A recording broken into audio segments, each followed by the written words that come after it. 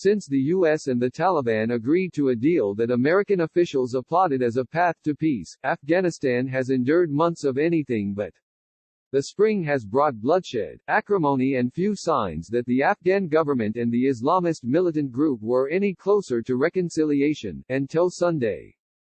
That glimmer of hope arrived with the first day of the Eid al-Fitr holiday, commemorating the end of the holy month of Ramadan, when the Taliban unilaterally declared a 3-day ceasefire beginning Sunday.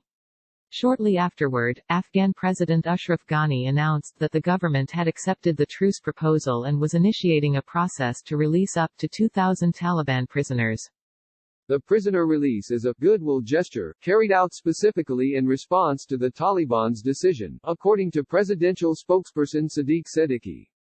Ghani's government is extending the offer of peace and is taking further steps to ensure success of the peace process, Siddiqui tweeted Sunday. Ghani said he also received a call from U.S. Secretary of State Mike Pompeo, expressing gratitude and reiterating the American push for a longer ceasefire and the start of direct negotiations between Afghanistan and the Taliban.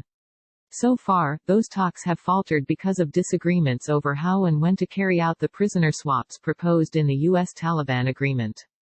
That deal, announced in late February, calls for Afghanistan to release 5,000 prisoners and the Taliban to release up to 1,000 Afghan soldiers as a prelude to peace negotiations.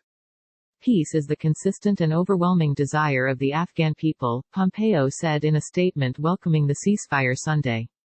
We hope this ceasefire can build trust. Next, all sides should work together to build on the momentum of this historic Eid ceasefire to move with urgency to intra-Afghan negotiations.